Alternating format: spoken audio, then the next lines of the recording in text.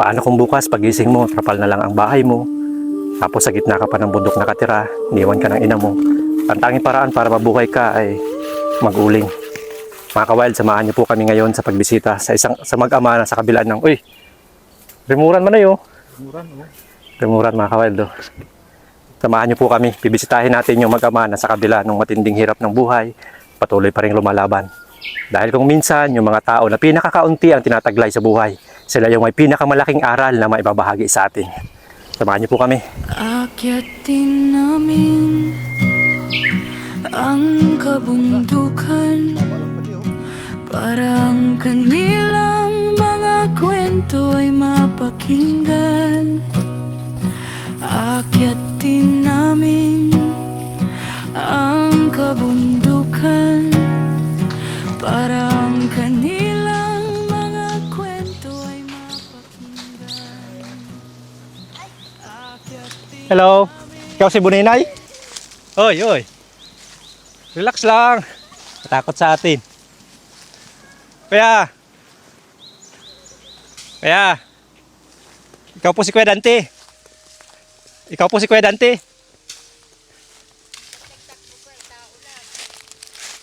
Takot sa amin. Ikaw si Buninay. Matatakotin ka pala sa tao. Kaya, may kasama po kaming camera. Mga vlogger po kami. Kami po yung nag-vlog dyan kay Ajin. Yung kilala niyo po dyan, ay turo ka sa amin. Okay lang po ba? Okay lang? Camera kami. Okay lang. Mga ka-wild, nandito tayo ngayon sa gitna ng bundok. Dito natin natagpuan ang mag-amang sina Kuya Dante at Buninay. Itinuro sila sa atin ni Ajin na minsan na rin nating naitampok sa ating vlog. Saktong tanghali na tayo dumating dahil sa layo nito. Nataghahanda sila ng kanilang makakain. Alam niyo po ba kung anong kanilang magiging ulam? Ubod ng buri.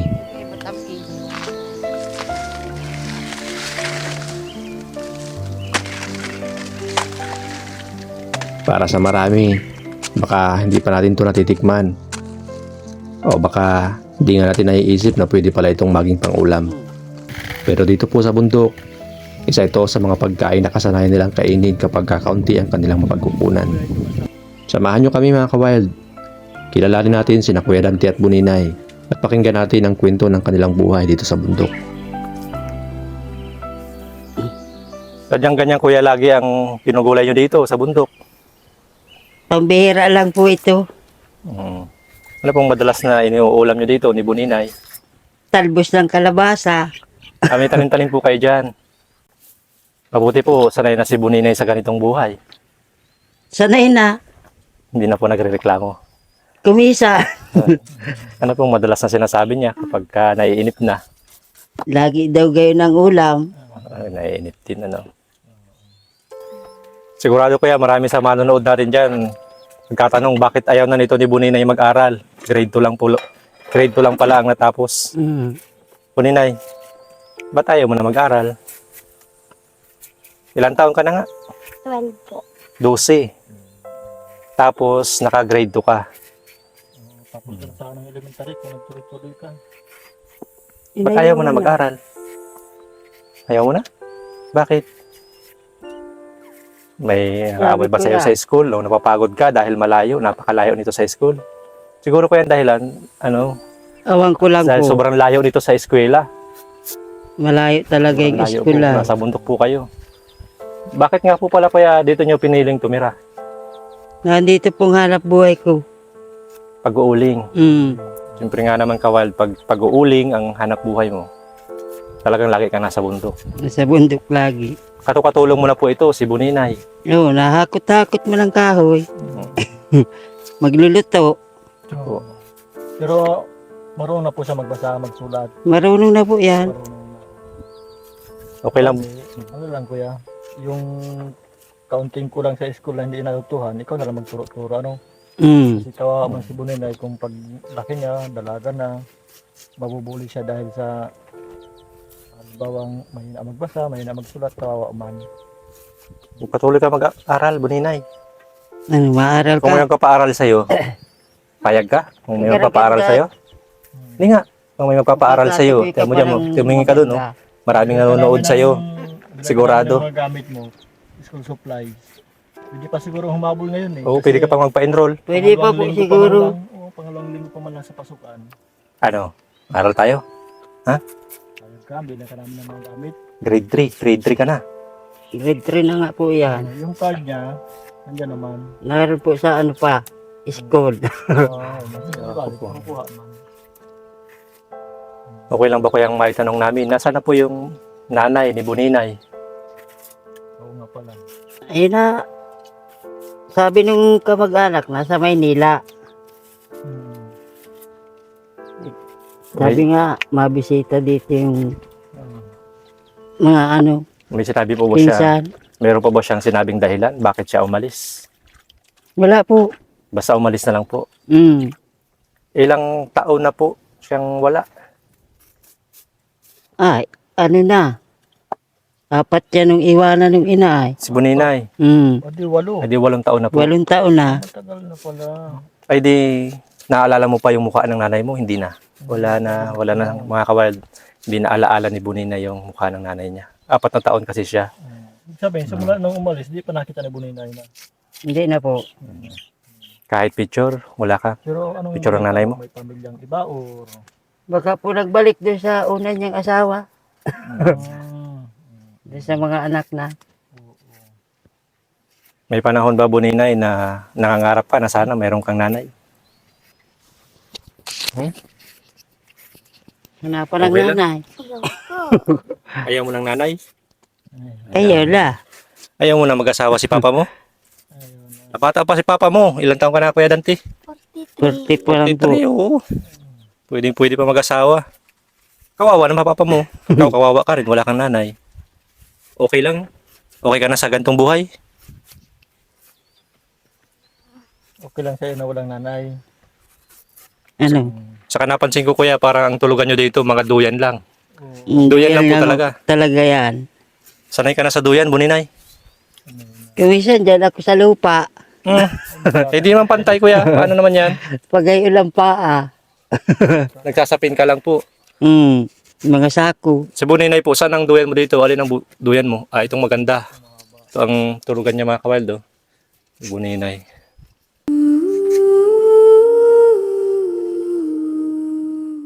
Kung may nanay ka sana, Buninay, di dapat sana. Nanay mo yung gumagawa niyan. Ayaw mo talaga ng nanay? Hindi ko po alam. Masaya ka na sa ganitong buhay? Okay lang sa'yo? Ganito ka lagi. Nasa bundok. Nakatulog sa duyan. Trapa lang ang bahay. Okay lang sa'yo? Simpleng tao lang talaga to si Buninay, mga kawild. Pero kung balang araw, mag-asawa si papa mo, okay lang sa'yo? Okay mo lang pala, Kuya Dante.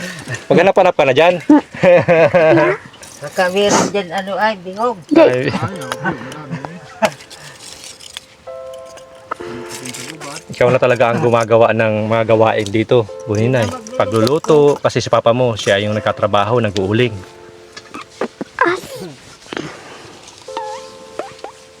Anong pinakang pangarap mo? Sigurado marami yan sa manonood sa'yo ang katanong. Kung paano sila makakatulong, ano ang pinakapangarap mo? Anong pinakapangarap mo? Anong gusto mo? Teacher po. May palang pangarap mo. Pero para matupad yung pangarap mo, kailangan mo mag-aral. Talaga? Pag hindi nag-aral, wala din yun. Oo nga. Anong madalas na ginagawa mo dito sa buong maghapon? Dito sa bundok? Nagsasaing po. Nagkasaing. Tapos, pagkatapos magsaing, anong pinakalibangan mo dito? Yang lang pong ibon. Tapos po yung manok. May alaga siya, mga kawed. Ibon. Paano mo nahuli? Kinuha ko pa lang po yun sa pugad. Tapos mga manok. Mga manok, mga kawed. Kaya dami. Magiging dalagang taga-bundok ka talaga. Ang libangan mo, pambundok. Hindi ka ba nahihirapan, Buninay? Ang buhay mo dito sa bundok? Sanay ka na? Ano yung pinakamahirap na bahagi ng buhay kapag dito ka sa bundok nakatira? Naiinip po. Naiinip. Kasi wala kang kuryente dito. Walang libangan. Pag naiinip ka, anong madalas na ginagawa mo? tutulong kay Papa? Opo. Hindi ka ba naaawa kay Papa mo? Siya po. Bakit ka naaawa sa kanya?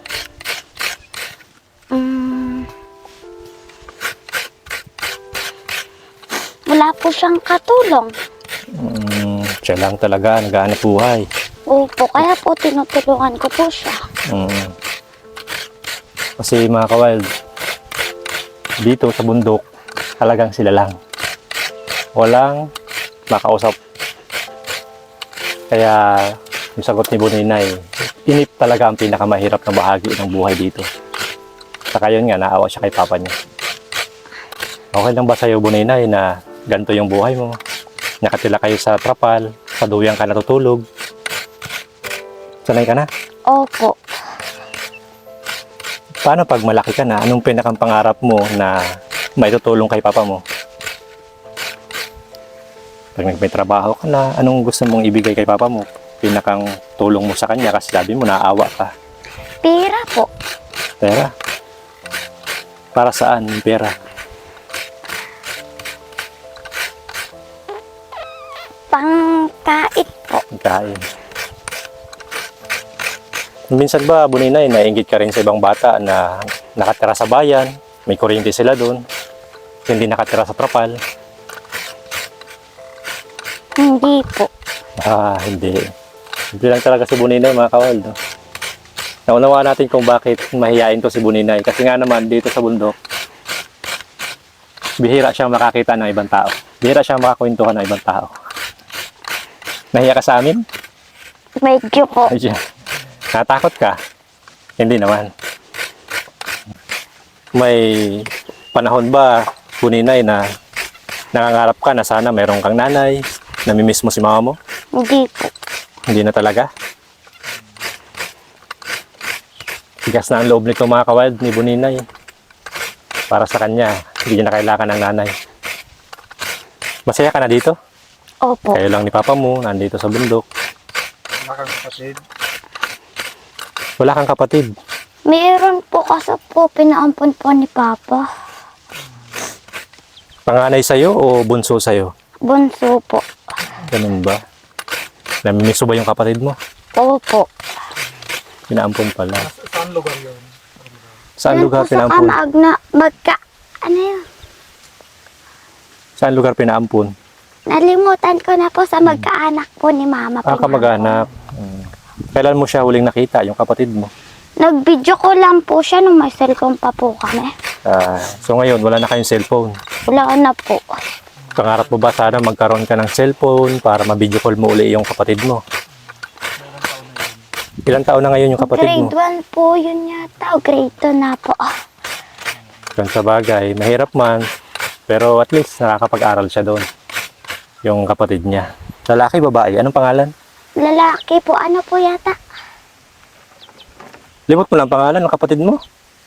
Tagal na ko kasi Tagal hindi na. po kami nagbibideo ko din. Kailan yung huling punta mo doon sa bayan? Hindi po kami napunta doon. Hindi ka napunta sa bayan.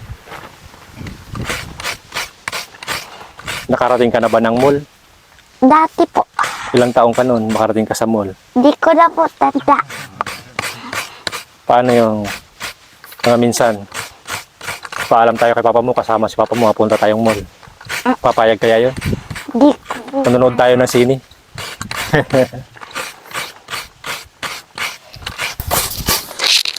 Paano nata?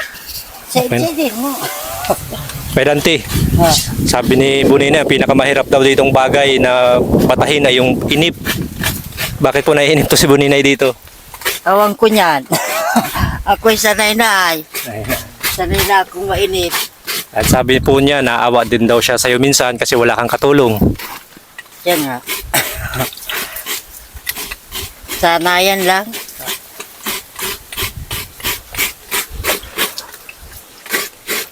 Naiinip talaga si Buninay at bata pa.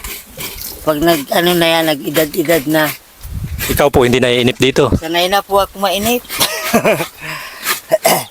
Wala ka po, pag dito ka po nakatira, talagang di ka makakaasawa na dito. Yung mo lumapit. Malay mo daw, may napadpad dito. Pero siyempre Kuya Dante, hindi man habang buhay, bata to si Buninay, magdadalaga dito.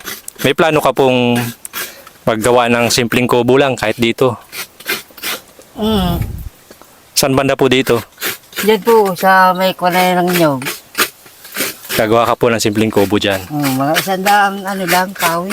O, saka, ano Kuya Ayun. hindi baga natin hinihiling, kaya lang, malakas po baga ang bagyo pag dito sa bundok, nasa tuktok ng bundok. Pag ganito lang po ang silungan nyo, ay medyo delikado naman po. Oo, bagay ganito lang ang bubong. Lipad niya lang bagyo. Siya nga po, maganda pa rin may kubo, ano po. Oo. Siya mga kawild, sana matulungan natin sila kahit Magawa-gawa man yung kubo lang. Yung konkreto, imposible kasi napakalayo nito. Walang magdadala ng materyales. Yung plano po, kubo lang talaga Kuya, ano po. Tama na po yung pawid lang ang bubong. Oo, siya po. Kasi kung semento, wala namang magbubuhat, napakalayo nito mga kawild. Totoo, napakalayo talaga nito. Kansada. No. Bali may nagturo lang sa atin, kaya nakarating po tayo dito. Kung naalala niyo po yung content natin si Ajin, na ituro niya ito si Buninay. Kilala mo si Ajin? No.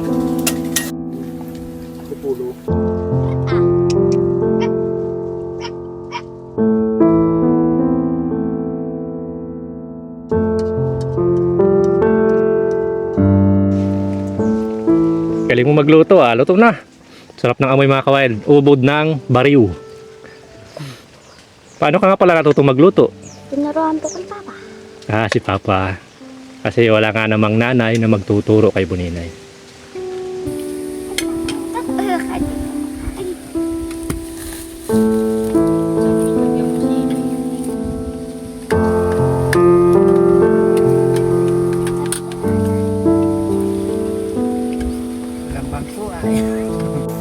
Dito sa taas ng kabundukan, tahimik ang paligid, malamig ang hangin. Pero katulad ng naikwento na ni Kuya Dante at ni Buninay sa atin, hindi biro yung buhay dito. Sa ilalim lang na isang simpleng trapal sila nakatira. Wala itong pader na katulad ng nakasanayan natin sa bayan. Wala rin silang kuryente. Sa duyan, nakatira si Buninay. Katapos lang kumain kaya nagtulog siya. Araw-araw si Kuya Dante nag-uuling. Tataniman daw kasi ito ng mais ng may-ari ng lupa, kaya pinapauling muna kay Kuya Dante.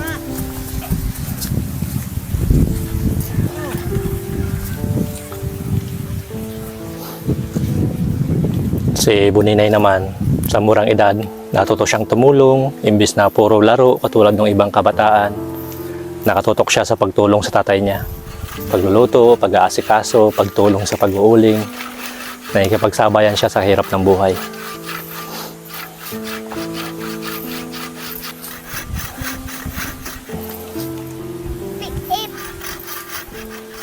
Kaya habang pinapanood mo yung video ito, kabros, tanungin mo yung sarili mo, paano kaya kung ikaw yung nasa kalagayan nila? Paano ka magpapatuloy? Minsan iniisip natin, ang bigat na ng problema na dala-dala natin. Pero habang nakikita natin yung buhay ni Kuya Dante at ni Buninay, mapapaisip tayo. May mga tao pala na mas mabigat yung pasan kaya sa pasan-pasan natin.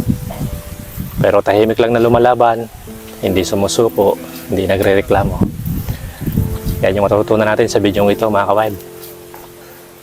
Yung video na ito, hindi natin ginawa para ipakita lang yung kahirapan nila. Hindi po. Ito ay tungkol sa pagkatyaga, pagmamahal ng isang ama, at pag-asa na kahit gaano kahirap yung kasalukuyang buhay, hindi naman ito permanente. Katulad nung nasabi sa atin ni Kuya Dante. Naniniwala siya na darating ang panahon, magiging mabuti rin yung kalagayan nilang mag-ama. Kaya kung may pinagdadaanan ka, kabros, kawild, ano man yun, hindi ka nag-iisa. May mga taong katulad nila na patuloy na lumalaban araw-araw na walang reklamo. At sana sa simpleng panonood natin ng kwentong ito, ng video nila, matuto tayong pahalagahan yung mga bagay na madalas na binabaliwala natin. Tahanan, pamilya, yung pagkakataong magsimula muli. Marami, wala na yan. Kaya kung meron ka pa niyan, pahalagahan mo mga kawild. So, may request sana kami kay Buninay kung gusto niya pa sanang pumasok sa school. Kahit makatapos lang siya ng elementary, o kung makatunto mo siya ng secondary, ng high school, para pagdalaga na siya, hindi siya mahiyang makipagsabayan sa mga tao dyan sa bayan, sa labas. Pag-isipan mo, Buninay, ano? Kasi 2 linggo pa malang nakalipas, wala nang pasukan. Pwede ka pang makahabol. Pero kami ibibigay ko yan, accounting tulong sa inyo ngayon, pagpasensyahan nyo muna, ano? So, pag nakabalik kami, baka makadala kami ng malaki-laking budget. Gusto mo na pumunta Ano lang ito, 2.5 lang ito. May ka na naman sa kamay ka? Galing po ito kay Ma'am from Lakewood, California. Ayan. Thank you po, Ma'am, sa padala niyo po. Meron pa po tayong mga titirang budget dyan. Hanggang sa maubos po yung budget na pinadala niyo sa amin. Maraming salamat po sa inyong kabaitan. Kaya sa inyo po ito. Kala ko po kay Buninay. Kung maisipan po ni Buninay, mapapayag niyo po siyang mag-eskwela, bilhan niyo po ng gamit niya. Ano? Sige po. Oo. Maraming salamat po. Ma'am from Lakewood. Ikaw magsabi doon. Naiiyak tuloy ako. Oh, Parang medyo mahirap na rin kuya yung sinapit mo dito, ano po? oo. Medyo mahirap na rin, lalo't nagsusulo kang magulang, nagpapalaki ng anak. Sa kayo ganitong trabaho kasi kuya, walang kasiguruhan, sa totoo lang po. Siya nga po. Kaya yun, nakakapag-alala din yung magiging hinaharap ng anak mo. Kaya yun, naunawaan ka namin kung bakit nagiging emotional ka. Siguro kung ang anak ni Kuya ay lalaki, hindi siya gaano magiging emosyonal. Nakikita niya kasi yung kalagayan, 12 years old na si Janica Buninay. So, nagbabago na yung kalagayan ni Janica. Kaya naiintindihan natin kung ano yung nararamdaman talaga ni Kuya Dante. So, sana meron tayong magawang iba pang tulong sa kanya. Anong masasabi mo, Buninay, kay Ma'am from Lakewood? Bili mo ng damit ay gamit mo yan Mag-aral ka na uli. Maraming salamat, Ma'am from Lakewood, California. Maraming salamat mga ka-bros sa patuloy niyo pong pagsubaybay sa amin. At pag-iwan po ng like at comment. Maraming salamat po sa inyo. Lubos po namin pinahalagahan yung inyong pagkanariyan at suporta sa amin. Sana, gaya ng nabanggit ko sa mga nakaraang video, magawaan natin dito sa Bros yung mga nagawa natin dati sa Wildlife PH. Kapag bibigay tayo ng pabahay, kabuhayan, cash assistance, mga groceries, iba pang mga tulong. Sana patuloy niyo po kaming suportahan. Maraming salamat po. Salamat po, kamay lang tayo.